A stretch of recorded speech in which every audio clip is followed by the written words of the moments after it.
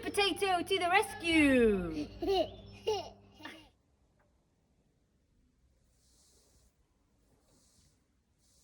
Which one's Supertato? Which one's Supertato? Is it me? Or is it this guy? Supertato, that's our story this week. And it's by Sue Hendra and Paul Linnet. Are you ready to read? It's one of my favourite books.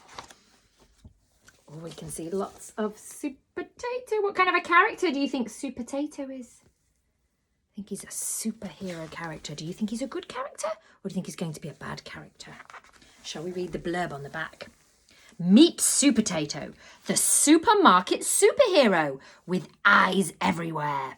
Whenever the chips are down, I like the way the author's done that, the chips, because chips are made out of potatoes, aren't they? When the chips are down, the vegetable section, he's there to save the day. Let's read what happens in this story. Okay, we're there at the supermarket, aren't we? We can see all the different foods. What do you think that part is in the supermarket? Looks like the freezer, doesn't it? Some vegetables are frozen for a very good reason. Don't believe me? Then keep reading. It was night time in the supermarket and all was quiet. But crash, bang! Something had escaped from the freezer. Something small and round and green. Now I've got 3 describing words there, 3 adjectives, small, round and green, that are telling me what this something is. What do you think it could be? What is small and round and green? Have a think. Something looking for trouble. Big trouble. Oh, I'm not sure if I'm going to like this character. Oh no, what's happened here? Oh no. Oh dear, do those characters look very happy there? Help, help, cried Carrot. I'm stuck to the conveyor belt. Ah, cried Broccoli. Someone's drawn on my face. Cried Cucumber. Who is doing this? Who do you think it is that's doing this? And was there anyone who could help these vegetables in distress? Supertato to the rescue! Is Supertato going to help them? He is a real superhero, isn't he? He used his super speed. He used his super strength. And he used a flannel and some soapy water. Why do you think he needed a flannel? Oh, that's right. He needed to wipe the broccoli's face clean because somebody had drawn on it. I know who's behind this, said Supertato. There's a pea on the loose. Oh no, not a pea, everyone gasped.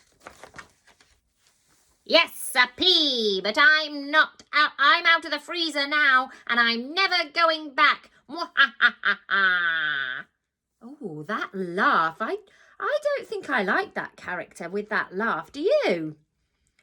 And the evil pea ran off to commit some more terrible crimes. Oh no, look, he's trapped them like a prison with a shopping basket. Do you know what a crime is? A crime is when you break the law, you do something really bad.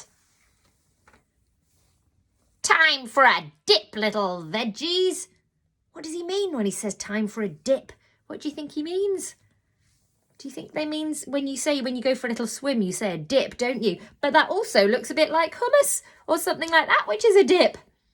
That's enough, shouted Supertato. He leapt towards the pea, but the pea popped out of his hands and vanished into thin air. Vanished. What does vanished mean? It means disappeared, doesn't it?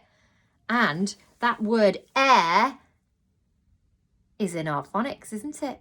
Air. He disappeared. It's a word, air, but our trigraph is also air, isn't it? Supertato set out on a super search. He crept through the cakes and checked the cheeses. He crept through the cakes and he checked the cheeses. Do you notice what the author's done there? Crept through the cakes and checked the check the cheeses. The words begin with the same sound. That's called alliteration. Authors do it sometimes to make it sound a little bit more interesting, a bit more fun. And snuck up on the beans. Then something caught his eye. How does Evil P look? He looks happy, doesn't he? But not a nice happy. He looks like a mean happy, doesn't he? The game's up, yelled Supertato. Kapow! Oh, there's our ow, isn't there? But the pea bounced out of reach onto a trolley. Supertato was just about to stop him with his super strength when the trolley crashed. And he was thrown down into the icy depths of the freezer. Was this the end for Supertato? And the author there has written gasp, gasp, in capital letters, and gasp is when you go, So I'm going to stop that there. Do you think that's the end? Do you think that's the end of the story? I want you to predict. Do you think that's the end of the story there? No, I don't think it is either. Let's keep reading. Not quite, but the pea was off his trolley. Now, when you say someone's off their trolley, like Mrs. Petey, they're a little bit crazy. And the author is making a bit of a joke because what do you have in supermarkets when you do your shopping? You have a trolley, don't you? But the pea was off his trolley and lying in wait. You're finished, Supertato, he shrieked. But Supertato summoned up all his strength. What's he got there? Do you know what that instrument is called? It's called a masher. It's a masher. And when I cooked those potatoes for my soup, I used the masher to mash the potatoes up. So do you think he's going to mash up Supertato? Ooh. But Supertato summoned up all his strength and ran for it. The pea nearly had him at the beans and closed in on him at the cheese. He had him cornered at the cakes. Boing, boing, boing. He's still got that potato masher. So much for Supertato, squeaked the pea. You're about to be mashed potato. And the author's written that in capital letters, so I know, with an exclamation mark, a shouting stick, so I know I have to say that really loudly. So I want you to have a go. Say, you're about to be mashed potato. You do it. Yay, well done. Surely this was the end for Supertato? So do you think this is the end? Predict. Do you think this is the end of the story? Do you think Supertato's had it? Do you think he's going to get mashed by the potato masher? I don't think so. Not today, my friend, said Supertato. Gotcha, said the pea. Squelch. What's happened to the pea? How does he look? How do you think he's feeling? What do you think's happened to him? He is trapped in the jelly. He does not look very happy. What about the other characters? How do they look? They look happy, don't they? Why do you think they're happy? Because the pea is trapped now. Oh, yes, said Supertato. I set my trap and you fell for it. Or should that be in it? And he grinned his super grin. Can you give me a super grin? Do I look like Supertato?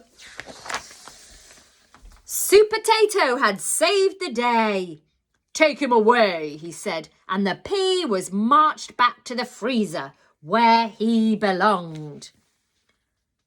And they're all having a bit of the jelly, aren't they? And they all look very happy.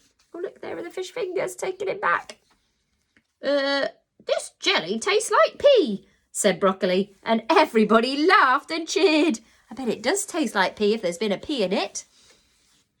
So remember, folks, some vegetables are frozen for a very good reason. Maybe you'd better go and check your freezer, just in case there's an escapee in your house. The author's made a little joke there again, hasn't he? Hasn't she? It's a lady, Sue Hendra, isn't it? An escapee! Because if you escape, you're an escapee, but it's also a pea. Escapee. It's funny, isn't it? And you can see lots of different pictures of Supertato there. So I hope you enjoyed our story of Supertato. Supertato to the rescue! And I hope you don't think that Mrs. Petey is too off her trolley. And we are going to ask some questions about this story. So I hope you were listening really carefully. See you later. Supertato to the rescue!